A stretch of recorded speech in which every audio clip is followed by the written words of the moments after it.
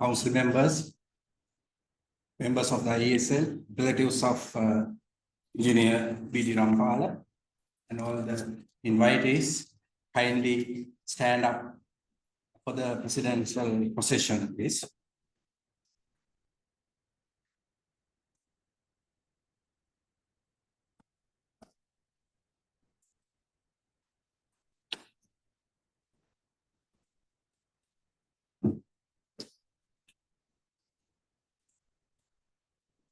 To start the proceedings, let me invite the following dignitaries to light the traditional oil lamp.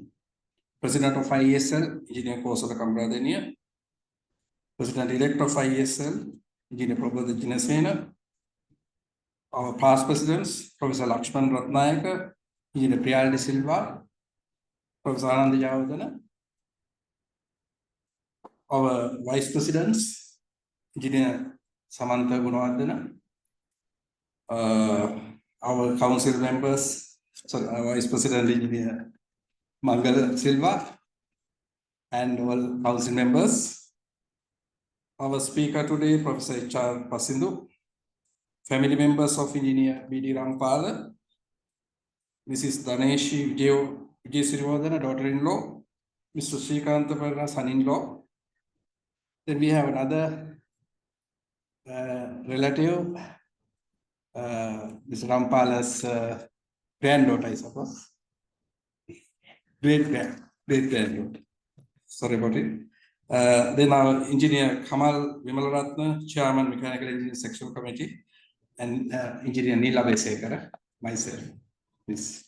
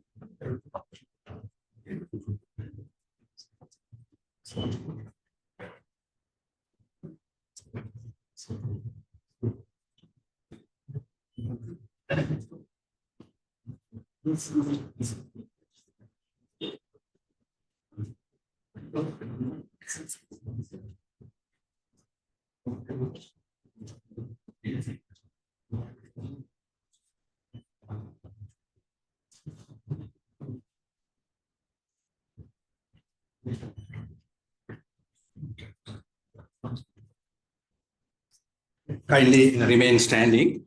And now I cordially invite our President to garland the bust of late Engineer B.D. Rampala.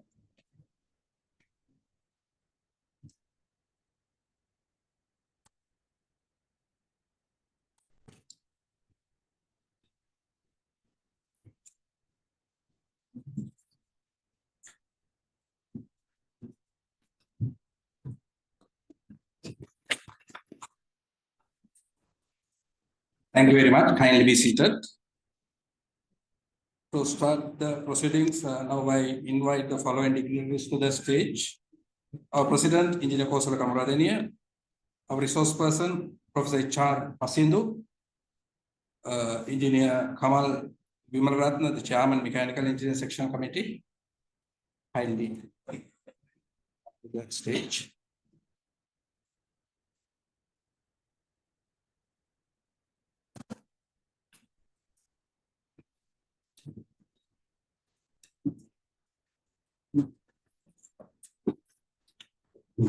Let me invite our President, Engineer Kosala Kamaradenia, to deliver the vote of thanks.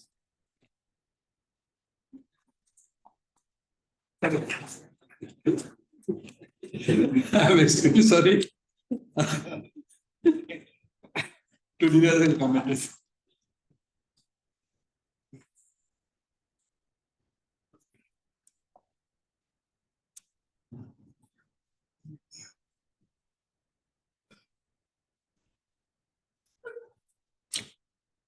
Professor H.R. Pasindu, our chief guest today, our guest speaker today, past presidents, president-elect, vice presidents, council members, chairman of the Mechanical Engineering Sectional Committee, fellow members, members of the family of late engineer P.D. Rampala, distinguished invitees, ladies and gentlemen, good evening to you.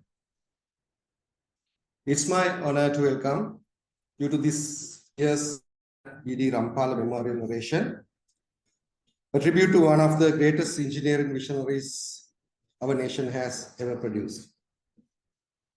The Institution of Engineers Sri Lanka, as the premier professional body for engineering in the country, takes pride in commemorating the distinguished pioneers who have rendered invaluable service to the nation through their expertise and vision. By revisiting their achievements, values, and transformative contributions, we reaffirm our own responsibility as engineers to build, to reform, and to uplift our country. In celebrating their legacy, we ignite the inspiration needed to shape the future they once dreamed of Sri Lanka, strengthened by engineering excellence, integrity, and purposeful leadership. Among them, Engineer P.D. Rampala stands out as a towering figure in history of engineering in Sri Lanka. At this point, it's my great pleasure to extend warm welcome to our distinguished speaker today, Engineer Professor H.R. Pasindu, Department of Civil Engineering, University of Moratuwa.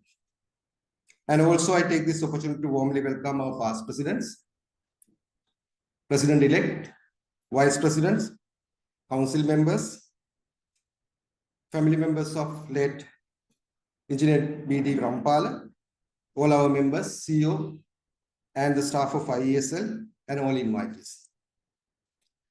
Engineer P.D. Rampala, who became the first native chief engineer of the then Ceylon Government Railway in 1949, and went on to become the general manager during the period of 1955 to 1970. The name of the Ceylon Government Railways, CGR, and the name former General Manager Railways, Engineer P.D. Rampala, are interwoven, and the people who talk about the glorious days of CGR still remember him as the unmatched personality. I believe that many of you are familiar with the iconic names of our express services: Runu Kumari, Udarata Manike, Yal Devi, Uttara Devi, Uday Kumari, Muthu Kumari, Samudra Devi, and Podi Manike, timeless creation of his visionary mind.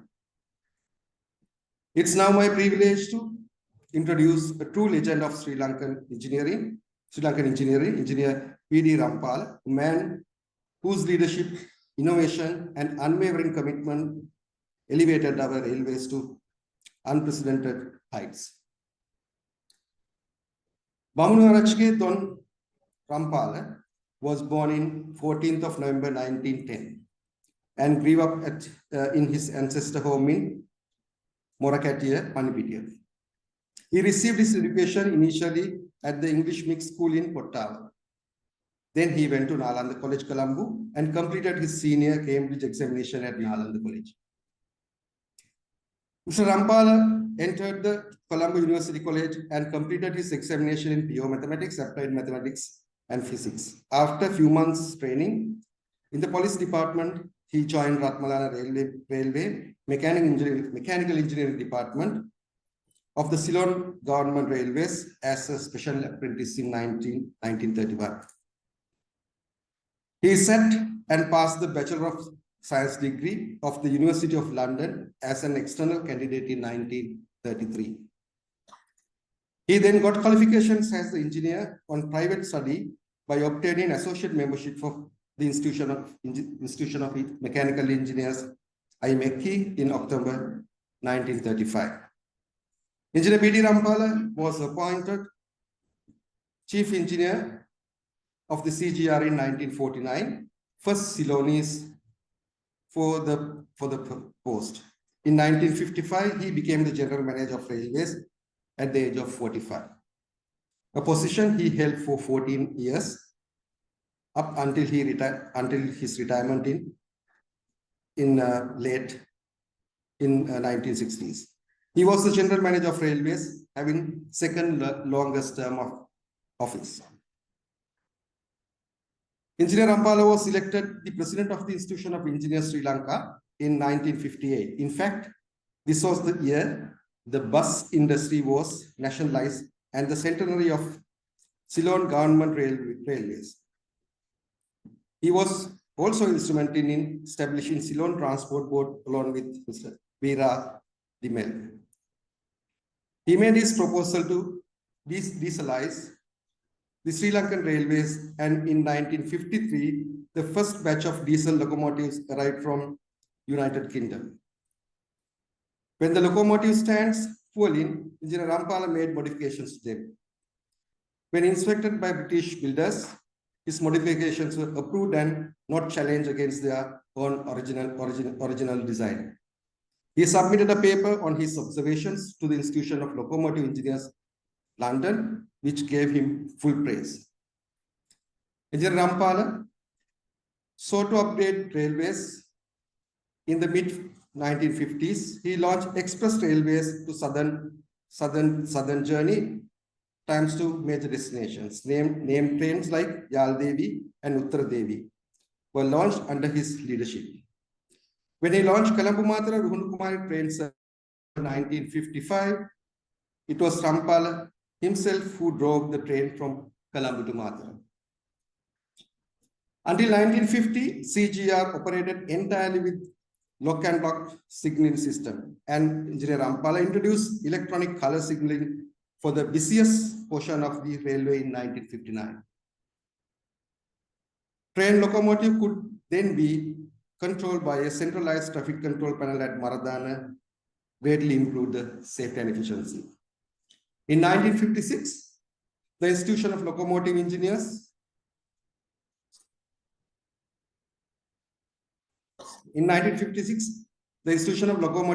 in London recognized Engineer Rampala as the best diesel engineer in Asia. He died in 20th June 1994 at the age of 84. In addition to improving safety on the CGR, Engineer Rampala has been remembered for his remark on culture. He created Yal Devi train connecting Colombo, the capital, and Jaffna. In doing so, he created a cultural icon that transcends any divides between North and South. We are gathered here today to honor a true son of a soil, to remember his remarkable contribution to our nation, and to reflect on how his vision contributes to guide Sri Lankan journey of development. I'm certain that today's oration will be an eye-opener to all of us, illuminating the path towards meaningful reform and stronger, more integrated national railway. Thank you.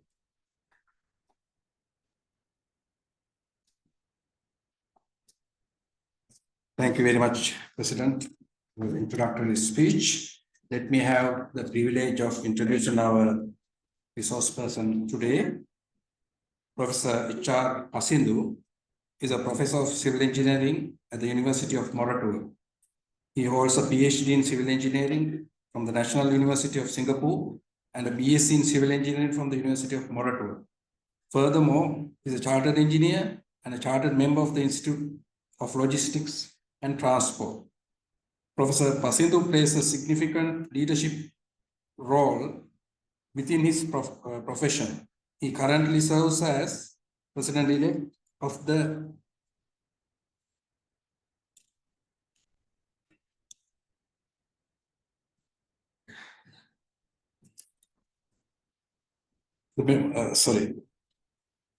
President-elect of the Chartered Institute of Logistics and Transport, Sri Lanka, and is a member of CILTS International Education Standards Committee. He also presides as president of the Asian Pavement Engineering Society. His international experience includes serving as a Fulbright scholar at the Georgia Institute of Technology, a research fellow at the National University of Singapore, and an executive engineer at Singapore's Land Transport Authority. Throughout his career, he has been the recipient of multiple prestigious recognitions, including the Fulbright Advanced Lecturing Award, the Delft Road Safety Scholarship, and the NUS Research Scholarship. His widely cited research in areas such as road construction monitoring, highway planning, and road safety has been adopted by transport agencies and practitioners in highway engineering. Beyond academia, Professor Pasindu consults for leading local and international companies on transport infrastructure feasibility studies, economic evaluations, traffic studies, and road safety projects.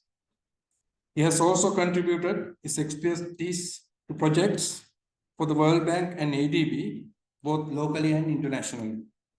Additionally, he has served as an advisor on several committees appointed by the Ministry of Transport, Highways, addressing critically policy and regulatory issues in land transport. So, over to you, sir.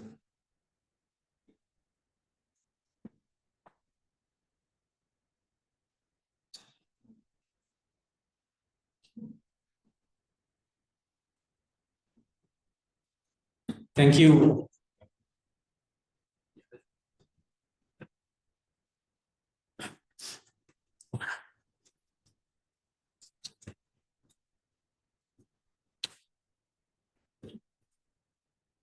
First and foremost, thank you to the ISL Mechanical Engineering Sectional Committee for inviting me. President ISL, members of Engineer Rampala family, distinguished invitees and friends. It gives me great pleasure to deliver the memorial oration. Engineer B.D. Rampala is a legendary figure in the field of railway engineering. So it gives me great pleasure to talk about a topic very much relevant to a sector that he was so passionate about, railway engineering. So I'll be talking about a framework for restructuring railways for an efficient and integrated transport system. The idea is to explore how the current setup or the formation or structure of Sri Lanka railways can be re-engineered, I would say, to make it a more efficient, adaptable organization. First and foremost, I'll be failing in my duty if I do not mention about Engineer B.D. Rampala's legacy as an engineer at CGR. I think a lot was said about his career milestone and what he contributed. And what resonates from all this is his vision to make Sri Lanka Railway world class. He had that vision and he took steps to fulfill that vision. So it would be honoring his legacy, where we also touch upon how we can bring Sri Lanka Railways from its current situation to a situation or a status where we can all be proud of as a world-class railway system. Before I begin my lecture talk, rather, I was told by Professor Jalthar not to make this like a lecture. So my talk is on just a recap on a reference that I came across a few years ago. This was a book in University of Michigan. Those days there were people who used to travel around the world and write about railways, much like the vloggers that we have now. But of course, it was time consuming those days because you had to probably take ships and go around the world. but he did come to Sri Lanka, and he had a very detailed documentation on our railway performance. So having gone through that document, I came across this chapter, and I think I shared with some of you. I think Mr. Priyal, I think remembers, I shared with him a few years ago, the same paragraph. So obviously you can read the entire chapter, but I'd like to focus on the last sentence. No other country in the world can take you in spacious and comfortable railway carriages on tracks of 5 feet 6 inches gauge over mountains at an altitude of more than 6,000 feet. Yet such facilities are provided in Ceylon. So you could know that our railway system was world class, because this is a traveler who had gone around the world, experienced all the railway systems everywhere under the British colonies mostly, and yet he thought to specifically mention this, that it talks about luxuries, it talks about facilities, it talks about unmatched service quality. So that is the true benchmark of what we call a world-class railway system, and that is something that we all, as Sri Lankans, we want to aspire. And what I propose here, I hope it contributes to setting our Sri Lanka Railways in that trajectory. Quickly, I think most of you are familiar with our local railway system, so I will not go into too much detail. It's one of the oldest government organizations in Sri Lanka.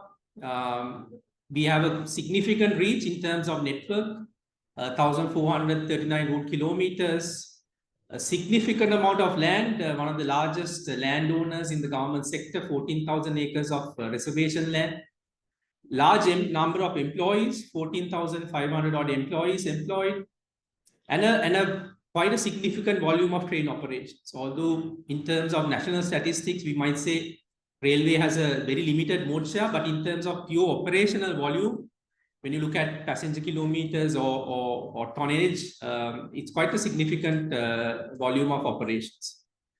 But finally, the KPI, or what is the end result that we are trying to target? Market position. Right now, if you look at in terms of passenger trips as well as freight trip, it carries a very limited number nationally, right?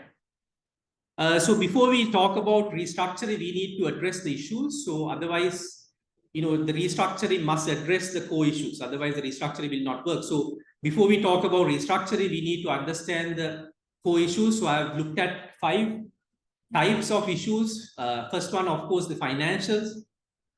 If you look at last 3 years data that I've just shown, but historically, it was always running at a loss. I'm not saying losses is bad, but I'm just highlighting the fact there is a loss, and there is a significant loss. More than the loss, if you dive in a little bit deeper, you look at 60% of our recurrent expenditure is on salaries and 30% is on fuel. So if you're running an organization, you would know this is a bit of a problem, right? If you are spending, if your cost is on this, majority of your cost is on this, it's very difficult to recover as a financial condition. And the revenue, how railway ticketing is set is a little bit unfair on the railway service, because it's uneconomical fare structure and very low fare. So therefore, the revenue historically has been low. More than that, advantage that other railway systems have, that is non-fare revenue, which is also low, right? If you look at Hong Kong, for example, their railway system, the non-fare revenue is about 40% just from land value. Land value capture, that means rentals and leasing. Of course, we cannot emulate Hong Kong because that's a dense, very high land price sort of city. But we can target more than this just to ease out some of the stresses on the organization. And the final one is the real concern, operating ratio. That means for every rupee you're earning, you're spending about 85 cents. So if you keep expanding operations also, this may not help the situation. You can see from the graph, as the expenditure increases, although the revenue catches up, it cannot catch up as we expect. The second part of is operational and infrastructure collapse. So this is an outcome of financial, the root cause is financials. And when you don't have enough money, then the operation failures come. You cannot do the maintenance, therefore there is accidents or derailments. There are a lot of breakdowns because your rolling stock and other locomotive failures are there, and repair is low and not up to the standard or as frequently as you can do. And because of these breakdowns, punctuality or reliability of the service gets affected. And that you can see the numbers, 60% of the long distance by more than 30 minutes. So this is the kind of reliability that deters people from taking railways. So recently we did a study in Kandy where we asked people, what are your major deterrences of using railway, especially tourists?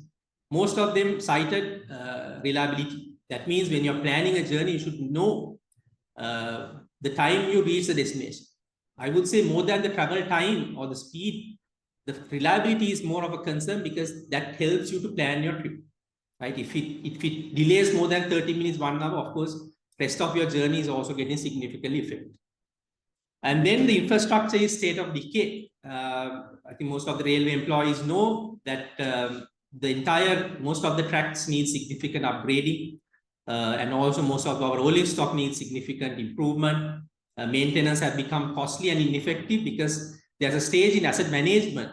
I think in roads also like that. Once the asset deteriorates to a certain level, your recurrent regular maintenance is no longer capable of bringing it up to a expected level of service, right? So all these are operational and infrastructure issues. And then there is a institutional and managerial failure. It is a very rule-bound, unresponsive system. It doesn't operate as a modern organization because of its existing structure. The way Sri Lanka Railway works, it's very rule-bound, right? If you have a certain hierarchy, and to make decision, it takes time. So you have to follow certain hierarchical structure. That's inherent. I'm not saying it's a fault of existing employees.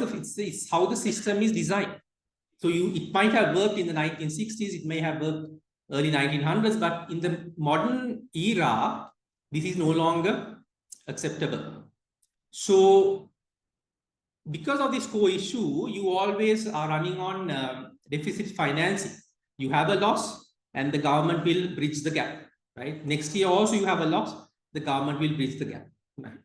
And then there's a lot of interference. It may have interference, poorly defined goals, because you have always external influences, very difficult to be very independent. For example, the land responsibilities, something that the railway can maximize. It's split across 5 different departments. So the real estate expertise is not there. Most railway systems, railway operators have real estate specialists who can maximize their land. Make sure the rentals are, optimized. That's a core business in any railway system. And I earlier mentioned that there's a 14,000 of employees, but if you look at the key executive positions, senior engineers, planners, marketing executive, those kinds of portfolios, more than 50% of the vacancies are existing. So imagine running an organization where your top executives, 50% vacancies exist. Who is making the decisions?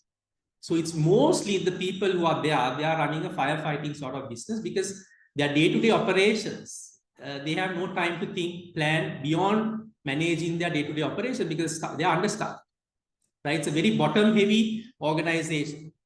Unskilled labor, most of the vacancies are filled.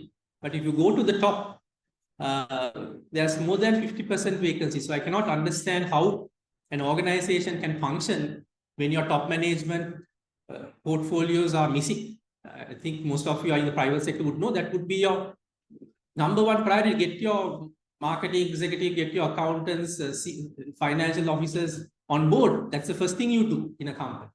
But unfortunately, the way these organizations and the salaries are structured, very difficult to attract and retain engineers. So finally, all these things, what is the final outcome is the passenger experience, because railway ultimately has to serve its customers. The customers are the passengers and the freight distributors or logistics companies who want to use. So the passenger service is not good. The experience is not good because from ticketing to information, station facilities are not up to date, right?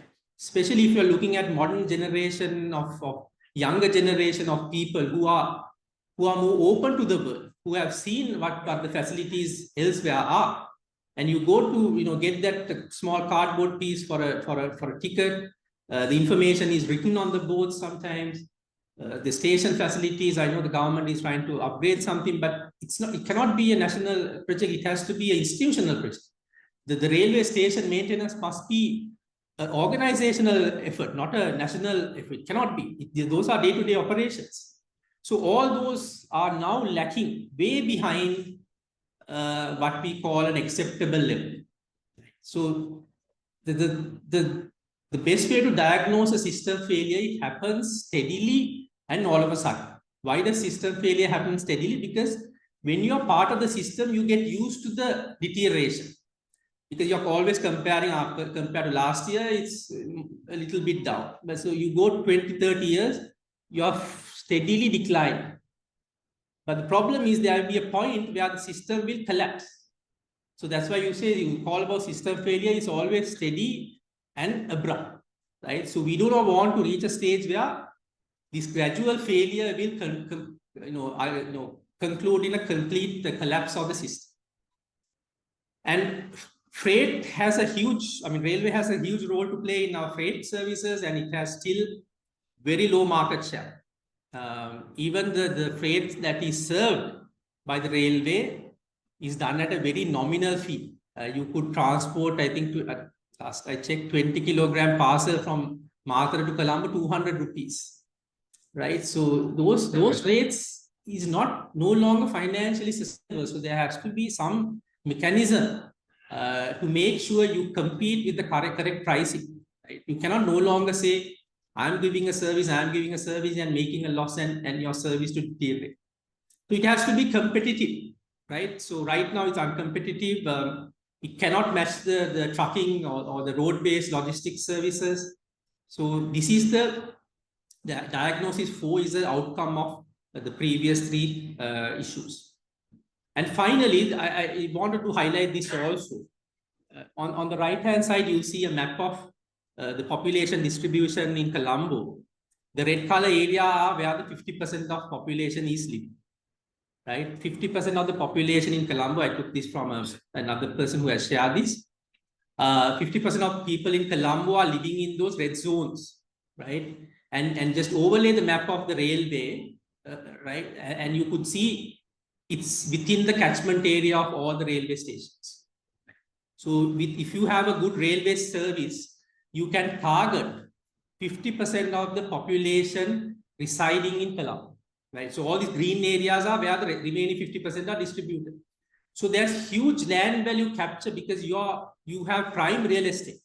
Your stations are located where people are residing and where people want to live, right? Not only where people are residing, but these are the locations people and business wants to establish their investments or apartments or commercial centers. So if we were to capture this, having ownership of the land, you could generate a significant amount of revenue. So I've just highlighted the Colombo map, but if you go out, you go to Rampala or Palutara, same situation. You have especially on the coastal line, most of the high density residential areas are near the railway corridor.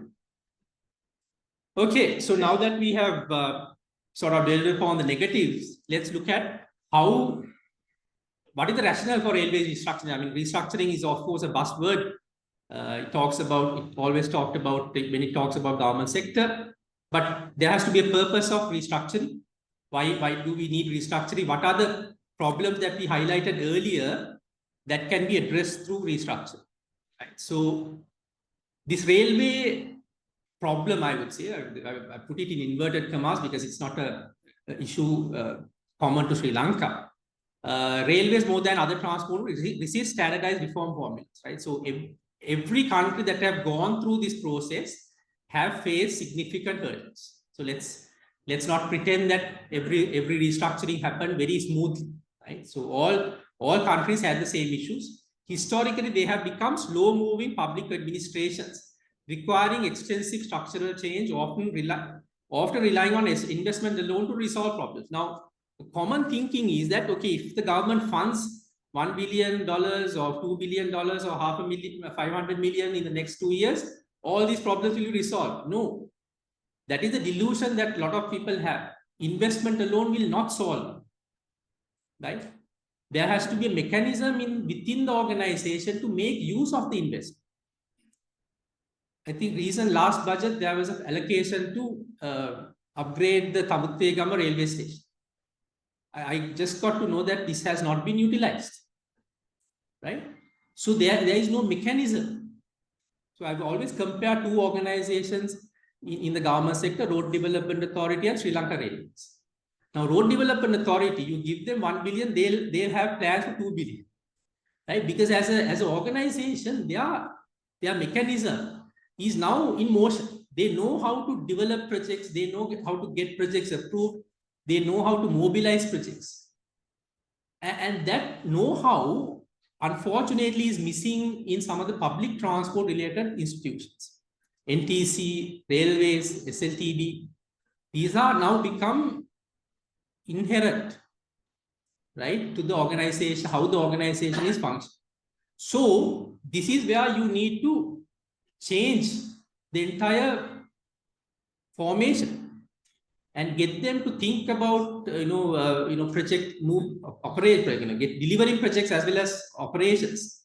And railway reform is one of the ways of doing it, right? We will talk about in how we will go step by step. So ultimately, the goals are to move away from government subsidies, because this idea that if you run into a loss, the government will always come and rescue is not a good mindset to go in. All the organizations that have gone into that mindset, you have not seen improvement. You have not seen growth. You have to differentiate between subsidies and government invested programs. Now you have agriculture, you have irrigation, government invest in those programs. Those are different, I'll elaborate on. But the subsidies mindset has to go out. You have to have some sort of commitment. We all know as human beings, we become lethargic if we don't have to compete. Universities would be better if the state universities can compete. Now, with the ranking I see, Colombo University, they say that we are better than the rest, right? So that mindset is good. You're always trying to improve. Otherwise, naturally we will not grow if there's not competition. Improving capacity and reliability, increasing responsiveness user needs. Now the user needs of our typical public transport user 10 years ago is different to that now, right? 10 years ago, 20 years ago, a typical rail passenger would be okay with a particular type of service quality. Now people are not. They demand more. And as an organization, you need to adapt to it. You can't say, this is how we operated 20 years ago, and just move on with it. Then what will happen is people will figure out alternatives at a much faster rate. So during this discussion, I'll be talking about these keywords: horizontal and vertical integration, state-owned enterprises and private corporation, concessioning and financing, private-public partnerships, modal integration, service integration, and cost recovery and financial sustainability. All very relevant terms when we are discussing about restructuring. So spectrum of management, where do we want to go? Right now, it's a public service focus. If you ask any railway employee, if you ask the ministry, they will say, we are giving a service, right? We are giving a service to the public. That is true. The real challenge comes the financial sustainability, the word that I talked here, cost recovery and financial sustainability. If the government could continue to fund this and maintain a service quality that is acceptable, this is okay. This is ideal. The leftmost choice is the ideal solution if we are financially strong. But the problem is we are not financially strong. We cannot generate enough revenue to recover or upgrade our services, right? So we have to think of profit, right? We have to have the concept that this operation should generate some profit, and the profit should be reinvested in the service quality upgrade. The profit should be reinvested in expansion of the railway service. The profit should be reinvested in improving the customer experience, right? It should be enjoyable. You go back to the author in 1910, what his experience was, it was enjoyable. He felt well treated as a rail passenger. Now, how many of us would feel like that if we travel by a train, right? So you have these two extremes, a public service focus and a profit focus. Both extremes would not be the solution. And that is where the sort of hybrid model, a state-owned enterprise. I know that some parties are not very happy about SOEs, but for certain types of industries, SOEs are needed, and railway is one of those, where you retain the ownership.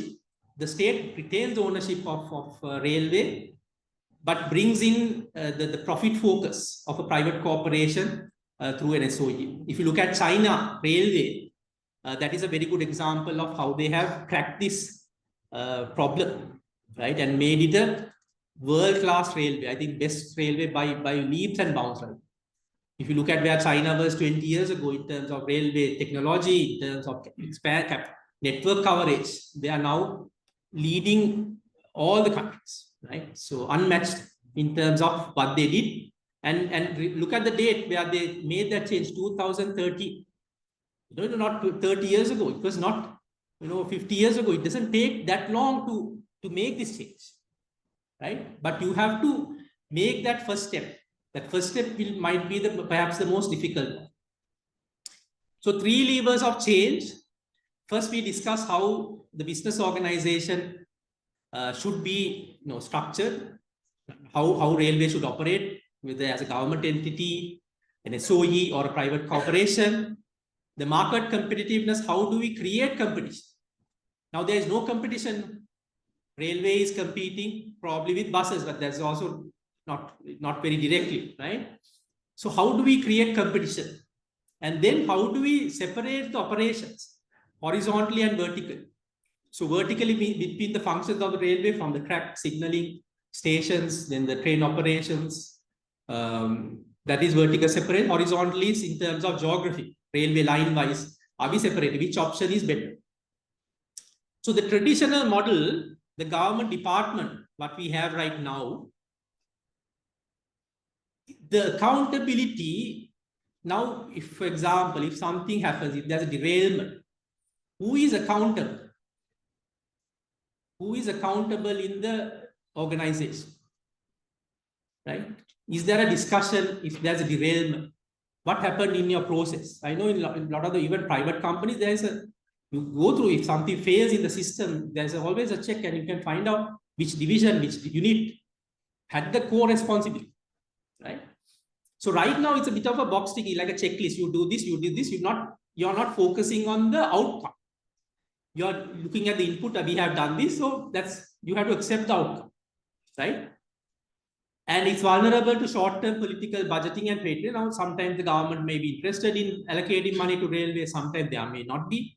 So you're at risk. There is no consistent funding stream, and ill-equipped to compete in the tough external business. So the characteristics, all these, if you really focus at a very broader level, what is the core problem? Right now, you look at Sri Lanka Railways, they are the owner, they are the operator, they are the policymaker, and they are the regulator, right? No institution can fill these roles without having a conflict of interest. If you are owning and if you are regulating and if you are operating, now look at the operator and regulator role.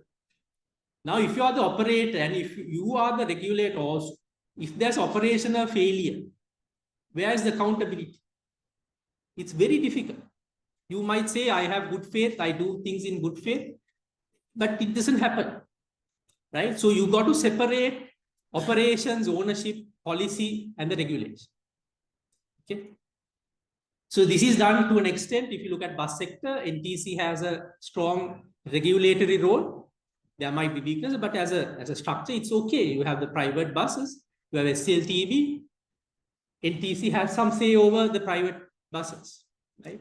Ideally, NTC should have a say over all buses, but at least they have some say over the private bus sector. So that is the role of a regulator. They need to control. and railway, you need to bring that, right? So in a typical public transportation, this is not something that is confined to Sri Lanka or something that I'm coming up with. This is tried and tested methods everywhere in the world. A successful public transport system has this balance. The government provides infrastructure. Of course, you can't, very difficult to go to private capital because you're raising billions and billions of dollars. So private capital may not be able to match that volume of investment. So the government has to pitch in with the investment. You have the operators who are trying to maximize profit because they are a business. And then you have a regulator who's trying to maximize welfare, making sure people pricing is, justifiable, affordable, making sure the safety is there, right? You cannot compromise on those. So this is the balancing act that you have to somehow create. If you push more towards welfare, what happens is you're not generating revenue enough. You're lacking reinvestment capacity and service quality depreciates, right? So you have to retain this balancing act. And this Chinese, the China Railway Corporation reforms in 2013 gives it this perfect balancing act, right? So the state maintains ownership. They are a shareholder, but they are not the direct manager. They are not the CEO, right? You can retain ownership and give operation control to entities who have capacity, who has the willingness to generate profit, right? And that is the very fine line you have to maintain. You have to keep the organization at an arm's length. Yeah, you don't want to completely detach from the government because that's a very core, service that you provide to the country. But you don't want to be a direct manager. Right now, you have very direct involvement. You see the ministers going and giving directives, right? You're seeing ministry officials giving directives. Cannot be. You cannot have that. Ministry cannot go down to that micromanagement level. Ministry is where is a policy maker, right? That is their role, policy. Once you set the policy, the railway organization have to focus on operations. Right now, there's too much. I know they might be doing it in good faith, but it doesn't work, right? So get less involvement, hand over the operations to competent people, and then based, if you appoint people on merit, give competitive salaries. You want to attract the best talent, you have to give better compensation. Otherwise, how are you going to retain the graduate engineers in the department? Right now, it's not attractive. Let's be honest about it, right? So you have to change the organization. The private corporation, good example is Canadian Railway. They do generate a lot of profit, but we are talking about very different country, network size and all different, may not be very valid, but certain operations, this private corporation model will also work, right? So these are three options we have. Right now we have the government, we can go for a hybrid, and then of course we can have the private corporation. Now let's look at the unbundling process. So right now it's all under one institution. One option is horizontal separation. For example, in China,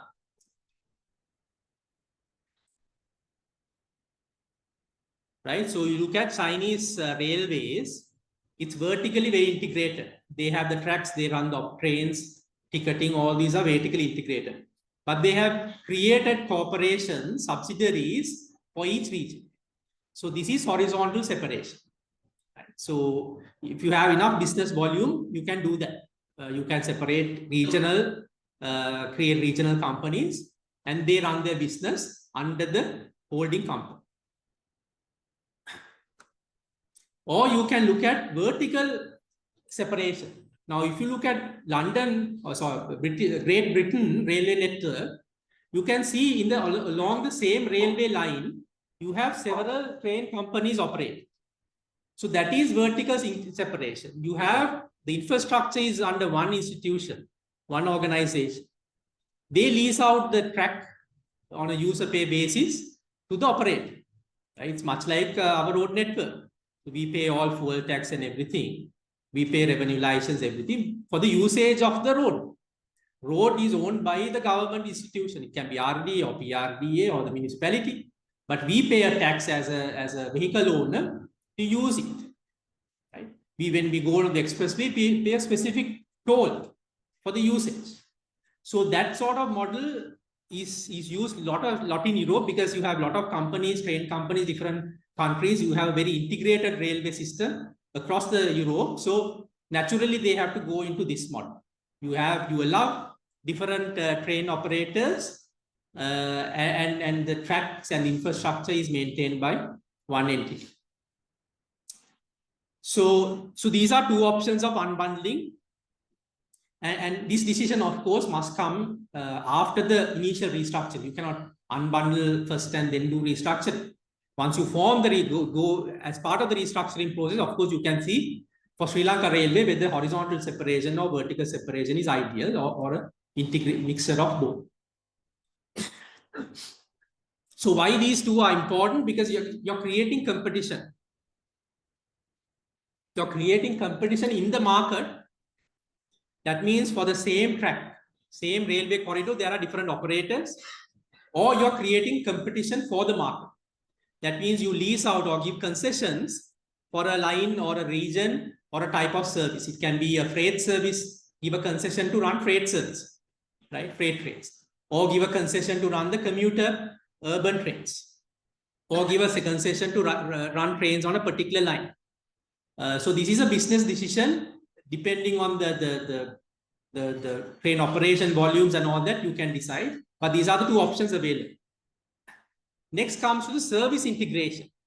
Now, just because you have different operators, it will be very disconcerting for confusing for the passengers if the ticketing and information and timetabling, all these are not integrated, right? So while we attempt to break down the monopoly, we have to make sure passenger services, payments, information, timetabling, and physical integration, transfers at terminals and all that is also controlled at in a particular body, right? So there has to be some integration across these different operators. Now we come, of course, we cannot forget the fact that there are public service obligations in the rail. There could be certain routes that are unprofitable, but you need to give access, right? During certain times of the year, you have people visiting Anuradhapura. You might have to run a service at a concessionary rate, right? Because those are public service obligations. And this is where I'm coming to the topic of how to focus on subsidies, right? Now, public service obligations, where it's not profitable, but still you want to give the service. Rather than subsidizing the existing operation, you award a contract at a particular rate, right? Where the private operator can provide that service and get the fee from the government. But evidence suggests in other countries, this is always better than going for the subsidy model. Because you can control the service quality, you can control what is the rate that you're giving. People can compete for that, right? The inherent operational inefficiencies that we come across in subsidy-based model, we can get rid of. We have these public service contracts. The good example of that is in the bus sectors, you have this Isusaria, right? Bus service. You run a bus service at a given rate, right? It is always better than fulfilling the loss of the let's say SLTB or whatever the government entity. Right? So the contract specifies the service level and exact compensation, creating accountability and cost control. That is the key word, accountability and cost control. The moment you go down to the subsidy part, you lose cost control and you lose out on the account. Right? So privatization or bringing private investment doesn't mean we are eliminating or we are forgetting about the public service obligations of Sri Lanka Railways. We cannot. It has a huge social impact. So we can retain it, right? We can retain it with the correct way of managing our operations. So bringing all this together, one of the proposals that was floated, I think this was, I need to acknowledge the Committee on Restructuring Sri Lanka Railways that was appointed a couple of years ago. This is one of the proposals that they came up with, which I think has a lot of merits. Where we propose these four entities. Sri Lanka Railways takes ownership of the land, fixed asset, signaling, and they operate as the infrastructure manager and lessor. Something like Port Authority. Port Authority owns the terminals, leases them out to the private sector. Private sector gets involved in development also sometimes. But ultimately, the ownership retains, infrastructure ownership retains with the Sri Lanka Railway, much like RDA. Right? So RDA model works as a road development authority. They are very successful in expanding and upgrading our road. If you look at the last 30 years, it has been a sort of a revolution in road development. It doesn't come across very directly because you have a lot of fragmented projects. But if you look at the work volume and the investment that have been done on the road sector, it is one of the biggest engineering feats in Sri Lanka's history.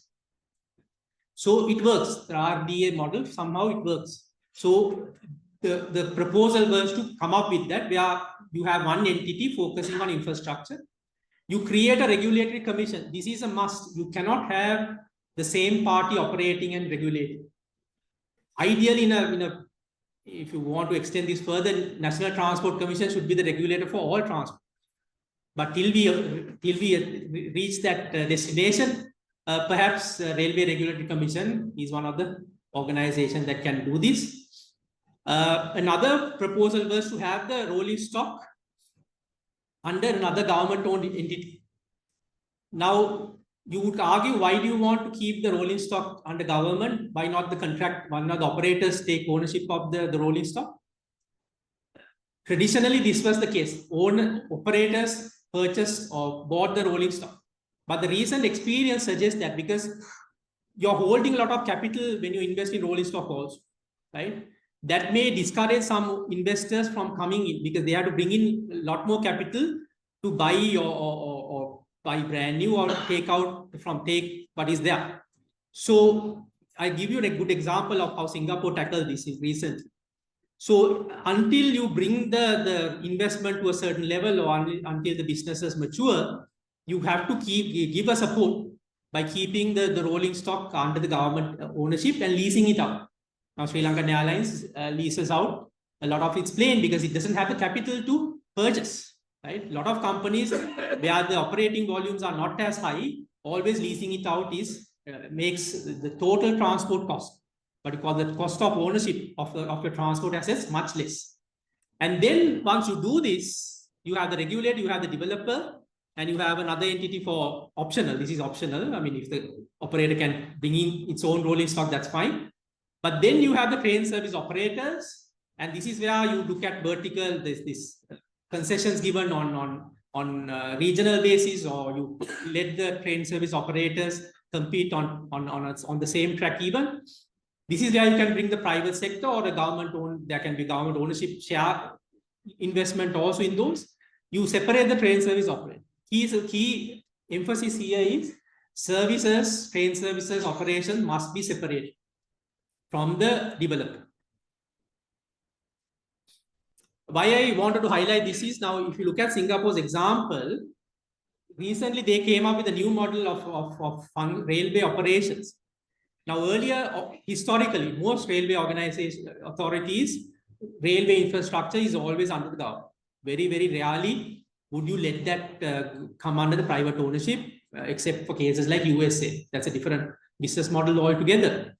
So you lease out, I mean, you let the operator use the railway infrastructure or the track for a given period, maybe 30 years, 40 years. Historically, Singapore let them keep ownership of the trains also. But recently, they sort of identified this sort of holds their capital. No, it restricts, because now you're putting your capital into rolling stock also. It sort of prevents the timely upgrading of the carriages or service improvement, because your capital is tied up with that. So what the government did was they took it back under the Land Transport Authority. At the book value, and freed up the capital for the operators to reinvest in service quality upgrades or station improvements, maybe better ticketing services, whatever it is, right? And now the idea is that, okay, you keep that operating assets also under state ownership. Unless you have a large business volume Of course, Singapore being a small country, it's not the business volume, it's not that high, right? Unless you have a very large business volume where you have network expansion, then you might be able to give the rolling stock back to the operators. But it's definitely for Sri Lanka at the start, we have to follow this method, because now Singapore also have realized this after trying it out for a few years. Moving ahead, operating assets will also be under the government. And then you have a regulatory regime. You reduce the revenue risk, license charge, all these things. But I wanted to highlight on the two things, infrastructure and the operating assets, how they could be, how the ownership could be shared. So how does it solve the problem? So we discussed under 5 categories. How would this solve the problem? The first problem of government department lacking commercial focus. You're bringing in investors, you're bringing private operators, you're creating state-owned companies who will think differently, right? Who will have a different mindset, who will have different KPIs, who will have more competition. And that itself will drive the change that we envisage. Without changing those fundamentals, we cannot expect people to voluntarily change their mind. Even if they voluntarily change their mindset, the organization hierarchy will restrict their decisions. They will not be able to make those changes. So from a government department lacking commercial focus, we want to make it an enterprise, or have an organization that has commercial focus, that will generate enough revenue, that will generate enough profits to retain the service quality. Right? And it will bring the private sector efficiency and capital while allowing government to retain the ownership, which is one of the core principles we want to abide by. And finance and investment fund in the future. All good to say this is a service and all that, but if you do not retain the service quality, you're not reaching out to sufficient number of people. So we got to look at it from a financial perspective, understand the financial risk, and know how to attract the investments. Right now, investment attraction to Sri Lanka Railway is very minimal. Even if you invite, a lot of people will hesitate because they know the organizational complexities. But by unlocking these things, we can attract more investments, right? And we will be able to maximize our land value capture. It will free up some of the legislative or rules that are existing within the setup that will prevent Sri Lanka Railway from developing their real estate. And all this will have foster private-public partnerships. I know the government is right now trying to do some of the PPP sort of a mechanism, but it remains to be seen how successful it will be under the current setup. Finally, the core key party, our customers, focusing on our service. Now, what is our KPI as a service provider? Is our KPI on the passenger kilometers or freight ton kilometers? Is it on how many customer satisfaction surveys are we doing? Is there KPIs on the financial sustainability? Now Singapore Rail, Land Transport Authority, routinely they do customer perception surveys. They identify where people are complaining, what is the issue, is it the station quality, is it the access to the station? Sometimes the problem is not the railway service, it is the access from your apartment to the station. They build walkways, covered walkways, because it always rains in Singapore. So people want covered walkways from the apartment units to the railway station. They want cycle tracks to the railway station. So how do we understand their new user needs? Right? Recently, we did a study for Kandy where we asked students, what is the problem that you face in using public transport? It was not the cost of the public transport. It is the walkways from the school to get to the bus stop. It is impossible to walk for the students. So unless we have a customer focused or customer oriented service, we will never understand this issue. So we bring those expertise, we bring the private operators who are driven by profit motives, but also they have contractual obligations because they are controlled by a regulator. Right? So to make sure they generate profit, they need to attract customers, and they will make the decisions more than a typical government department. And then I want to highlight on land value capture, because this is something that we are missing out big time in Sri Lanka, especially in Colombo. If you look at all the potential for warehousing, commercial developments in and around railway stations, you don't have to go too far, go to Singapore, Hong Kong, some places in India even now. How much real estate have been developed around the railway, and how much additional revenue they can generate, not only for the railway, but to the local government, the Colombo Municipal Council, the provincial authority, even the national government. All can generate additional revenue if you maximize land value capture. When the moment you have better rail, your land value goes up, property investments increase, and every property investment, you're talking about leasing out property, you look at stamp duty, you're looking at rentals, all these additional revenue streams that were previously you were not even aware of.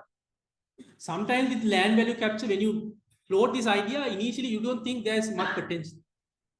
Right? You don't see much potential, but you look at the transformative capacity of public transport terminals. We don't have to go too far, just look at the Markumbura multimodal hub. That's a very small mode terminal. Right? Look at the change in the land use pattern surrounding before and after. How many eateries, look at the usage of parking revenue alone. So this is a very small hub, right? But if you look at Fort or Kolpiti or Maradana, massive hundreds and thousands of people moving in and out on a daily basis. And we are not providing any service. You go to Kandy, Kudshed doesn't have, but of course with the future developments, it might have some potential. So you got to maximize this. A lot of railway investments, actually the revenue, the feasibility comes from land value capture, not fair revenue. Fair revenue will never recover your expenses. Nowhere in the world fair revenue can match your operating cost either. You have to, in Singapore, all the MRT stations, the shops, lease rental goes to the railway operator. They lease out the property. The SMRT has a separate real estate company just to maximize their railway real estate. For a long time, the CEO, I think, was a marketing specialist, not a railway engineer or an engineer. The SMRT CEO was a real estate person. Right? So, because they understand that is your revenue generation. So, if we are not maximizing it, we are losing it out. And then we cannot address transport problems in isolation. It has to be modal integration. Railway has to have coordination with the bus network. You have to have some linkage with the rail taxi. You have to have the interface where you can get off the bus and safely go to the railway station. Now you go to the Bambalapitiya railway station, people are risking their lives every morning because the overhead bridge for 2 years is under construction. Can you imagine that for 2 years, the key railway station on overhead pass is under construction? Where is the KPI? What is the KPI of that division? Right? This is the lack of customer focus. So every morning you have hundreds of people crossing the road, blocking the traffic. Service integration is must. Get off the bus, go to the station conveniently. If you are someone with disabilities, if you are a child, if you are an elderly person, how convenient is it for you to use trains? Very inconvenient. Very inconvenient. We have not given a second of thought about the inconvenience for children, elderly, and people with disabilities. Right? So where is our KPI under that category? So you have to have service integration. You have to have multimodal centers like Markumbura. You might have better connectivity. Multimodal centers make sure better connectivity between different modes. And then you have operators can invest in other feeder buses and all that. So, good example I'm showing you because I'm partly familiar with the setup. This company in Singapore that have buses, trains, and taxis. Right. So they operate buses, they operate taxis, they also have a train quite a significant coverage of trains.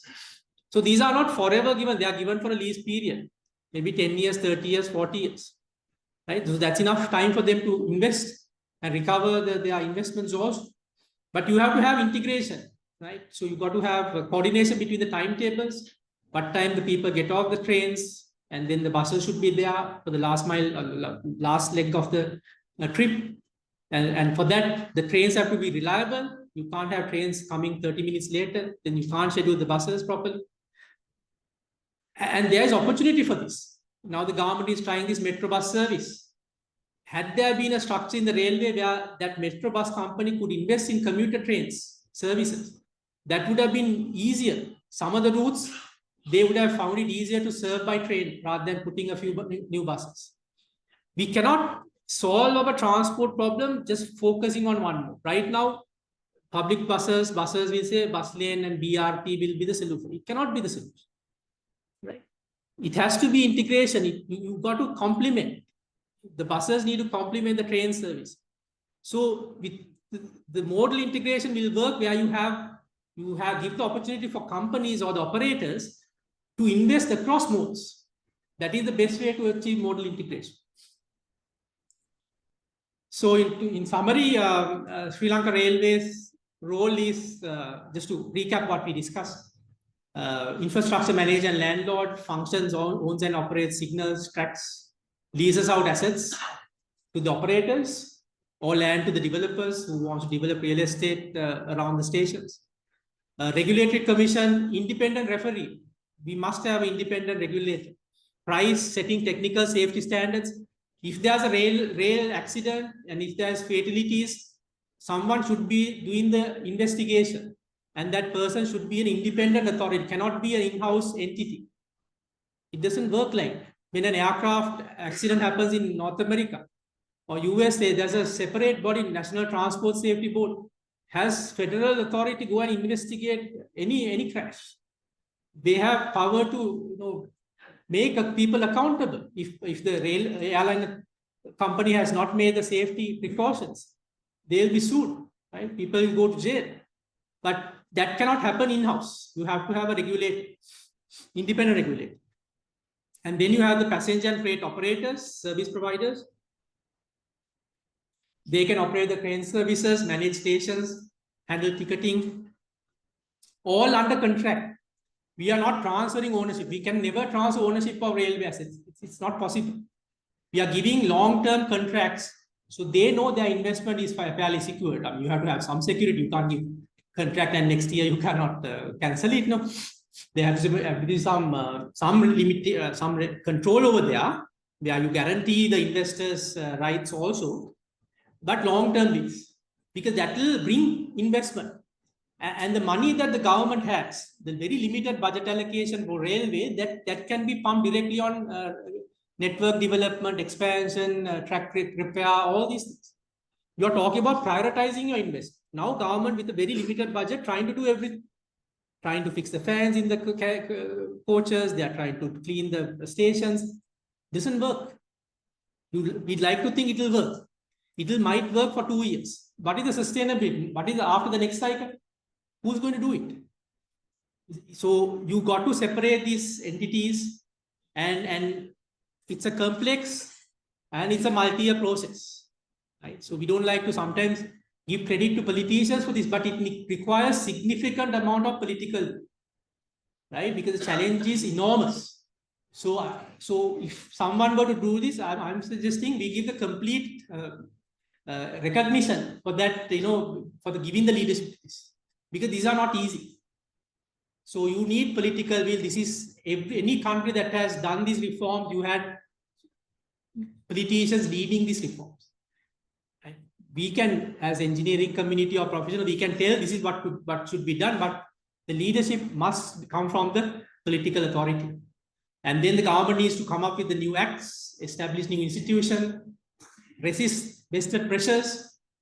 And you got to manage the labor reforms. So of course, any restructuring will have some changes to how existing employees are assigned. There are 80-odd trade unions in Sri Lanka Railways, 83 trade unions, right? So you negotiate with everyone. So maybe some may not be happy, some may be happy, but we have to negotiate. And then during the transition, government must be willing to fund this. Private investors will not directly come like Sri Lanka Railway Airlines. No one is going to come significantly loss-making entity. So initially, government needs to fund, and if the correct setup is there, I think the funding will come. I think there's enough donors who will strongly interested in this. Once the correct setup is there, there will be funding. And most importantly, you have to build capacity. So transport sector compared to highway sector, I'm distinguishing those two sectors. Highway sector, highway engineering, road building, still we have a significant level of skill in the industry. Whether it's the private contractors, consultants, or RDA, even PRD.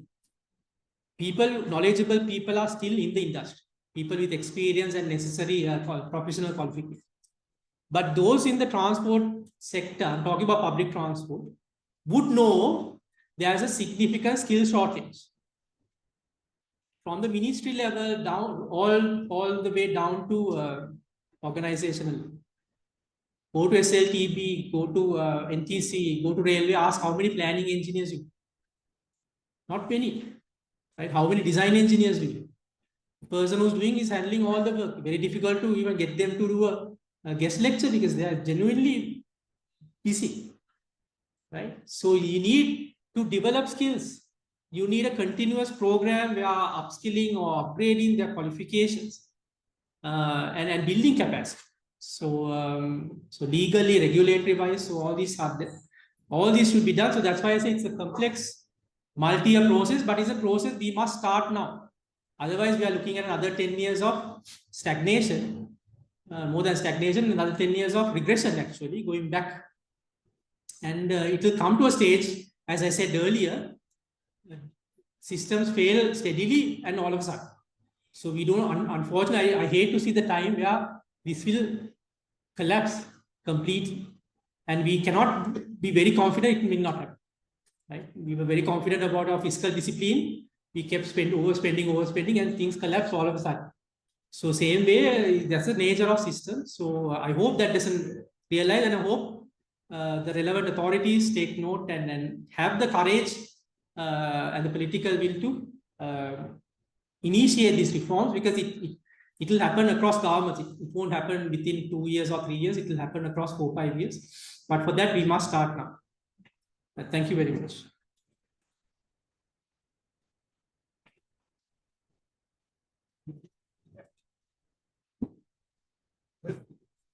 Thank you very much, Professor Asindu, for your highly informative speech. It's a really eye-opener, and we have some very senior rail engineers. Might be a good lesson for them as well. Having said that, we have to pay the tribute to our resource person. For that, I respectfully invite our president and chairman of the Mechanical Engineering Section Committee, Engineer Kamal Vimaratna, come to the stage to give him a token of appreciation.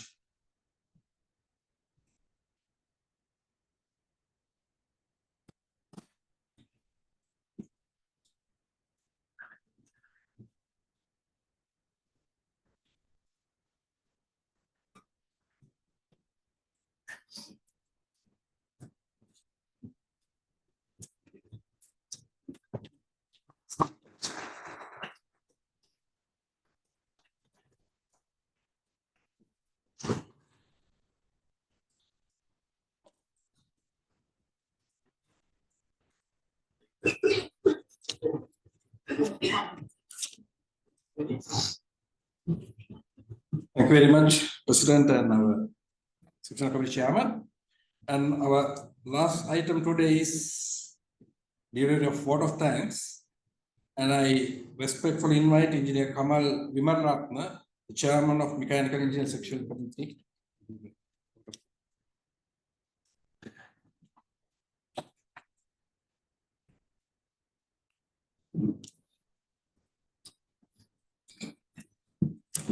Today, our guest speaker, Professor Pasindu and President Institute of Engineers, our senior past presidents, President-elect, Vice Presidents, Council members, and my dear colleagues at the ISL and dear distinguished guests and invitees. Before moving to my vote of thanks, I would like to mention a few words in Sinhala in the benefit of Sinhala audience. Sri Lanka engineeru ආයතනය වන අපි හැම විටම අපේ ඉංජිනේරු කාර්යභාරය රටට ජාතියට ඉටු කරන අතර අපේ විශිෂ්ට සේවාවන් කරපු අපේ ජ්‍යෙෂ්ඨ ඉංජිනේරුවන් සිහිකිරීම අපේ වගකීමක් කොට සලකනවා. අපි එතරින් නැවතින් නැහැ. ඒ අඩිපාරේ යමින් වර්තමානයේ තුල අපිට කුමක් කළ හැකිද? වර්තමාන සමාජය තුළ මොනෑම් වෙනසක් කර හැකිද කියන එක අපි නිතරම සාකච්ඡාවට බඳුන් කරනවා. ඉතින් මේක අපි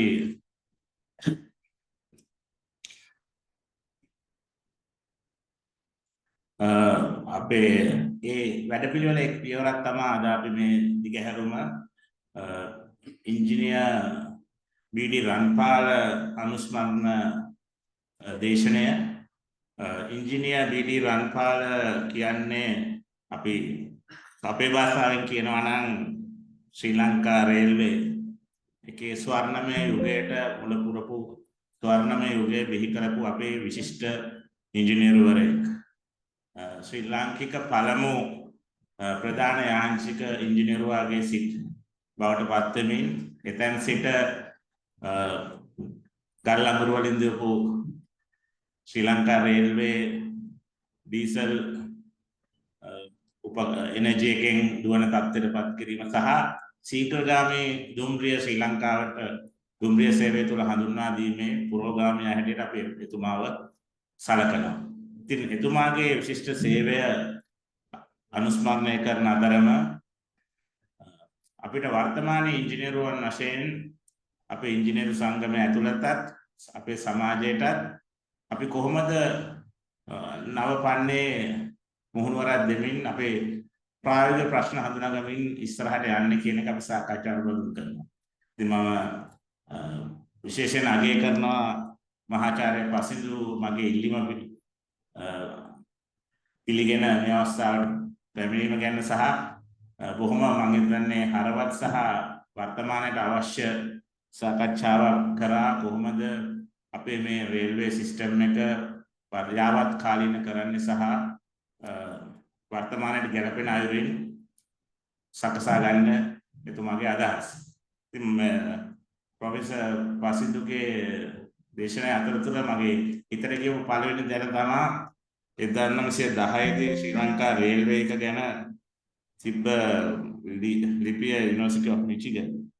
ඒකෙදි කියනවා ඒ කාලේ 1910 දී ශ්‍රී ලංකා රේල්වේ දුම්රිය සේවයේ තිබ්බ ගුණාත්මක භාවය, සැප පහසුව සහ විශිෂ්ටතාවය ලෝකයේ කිසිම එකකට නොදැනුනේ කියලා. ඉතින් එහෙම තිබ්බ ගැන අපි ඉතාම ආඩම්බර වෙනවා වගේම අපි වර්තමානයේ එතෙන්ද නැවතත් යන්නේ කොහොමද කියන එක මම හිතන්නේ මනාවට දැක්මකින් ප්‍රොෆෙසර් පාක්සිදු මහාචාර්ය පසිඳු පැහැදිලි කරා. ඉතින් ඒක තමයි අද අපේ අරමුණත් අපි ඉංජිනේරුවන් අතර මේ සම්බන්ධ කතා බහ වගේම අපි සමාජයටත් මේ පණිවිඩය හරවත් කතිකාවතක් විදිහට ඉස්සරහට ගෙනියන එක. So let me move into my vote of thanks now.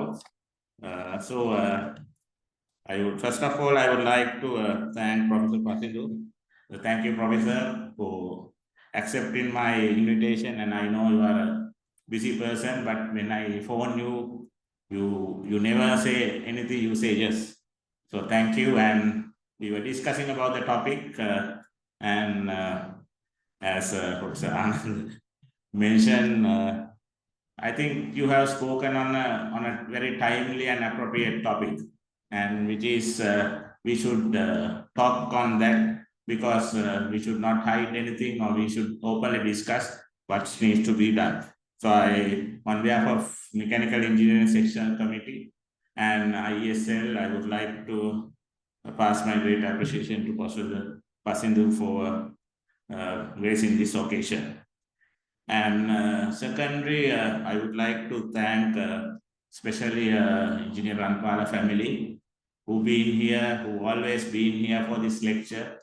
Now this year, the next generation also come for the lecture, so which is really appreciate. You go by the legacy of Engineer Rampala, which is not only for the family, the entire country valued. So thank you, everyone on that from that family. And Mr. President, Engineer Kosala Kamuradeniya, you have been always supported and guidance to me from because we just had only 2 weeks time to arrange this lecture because appointing after the new council. So you always supported and demanded me to get some good crowd and good lecture. So thank you always, and behind me, supporting me on this. And immediate past president and president-elect, vice presidents, you are always supporting me to do our part. And my sincere appreciation for all of you, as well as my dear colleague, council members, sectional committees. You have been always very supportive, very cooperative. That's the culture we are expecting on this occasions. And especially all the members who are here, I must appreciate all of you because we expect more members' participation, and members are very interested, and especially the senior engineers, senior members of IESL. We really respect your presence here, and your presence is really valued with us. Among invitees, I would like to thank government officials who are here today, representing the transport industry and other officials, and Triforces representing who are here today in representing the engineering community, Sri Lanka Railway staff, NTC, all this team who are here. Your presence here is really appreciated and encouragement for us. And especially I must thank all the media and the photography media members also who are here today to give the publicity and take this message to the general public. Your support on this and IESL activities is much appreciated. Finally, not by the least, I would like to thank Engineer Neil Abesekara, our CEO of IESL, and his staff, IESL staff, who have been supporting me throughout arranging this lecture. I have been sometimes been a pest for them, demanding certain things day and night, but never say no. And especially our CEO, very supportive for this occasion, and made all arrangements success. So thank you, CEO, and especially IESL staff, who is not in this hall, but they are doing their part outside the hall. And finally, I would like to thank everyone here, invitees who present here and be a part of us and support on this lecture. And well, as I hope you have taken something from this lecture, and let's continue this dialogue in future events as well. And as engineers, as professionals, what we can do to the society, let's take it as our responsibility and deliver. So thank you, everyone. Good evening.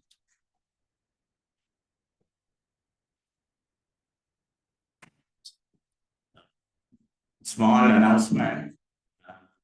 There is a networking session and dinner organized at the IESL members lounge. Everyone here who can stay, you are invited. Thank you.